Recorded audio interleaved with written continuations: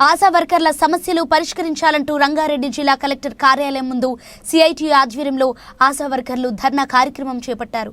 ఈ కార్యక్రమానికి ఆశా వర్కర్ల జిల్లా గౌరవ అధ్యక్షురాలు కవిత ధర్నాను ఉద్దేశించి మాట్లాడుతూ ఆశా వర్కర్లకు బడ్జెట్ సమావేశాల్లో ప్రభుత్వం 18,000 రూపాయలు ఫిక్స్డ్ వేతనం నిర్ణయించాలన్నారు। ప్రమోషన్, పీఎఫ్, ఈఎస్ఐ, ఉద్యోగ భద్రత తదితర సమస్యలను పరిష్కరించాలని అన్నారు।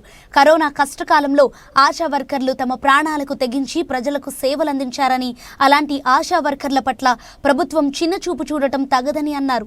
గతంలో ఇచ్చిన హామీ ప్రకారం ఆశలకు మట్టి ఖర్చులు 50,000 చెల్లిస్తూ ఉత్తర్వులు జారీ చేయాలని డిమాండ్ చేశారు।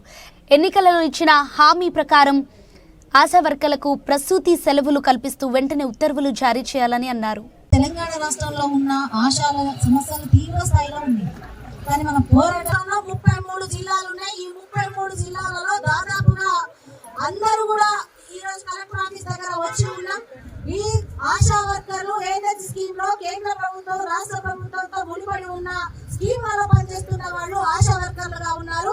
ఎస్సీ, ఎస్టీ, బీసీ మైనార్టీగా ఉన్న మహిళలందరూ కూడా ఈ రంగంలో పనిచేస్తా ఉన్నారు। దాదాపుగా 20 సంవత్సరాల నుంచి ఈ ఏదైతే స్కీమ్ లో పనిచేస్తా ఉన్నారు, అరకొర వేతనంతో పనిచేస్తా ఉన్నారు। వీరికి వస్తున్న జీతం అంతా 9,600 రూపాయలు మాత్రమే ఆశాలకు వస్తా ఉంది।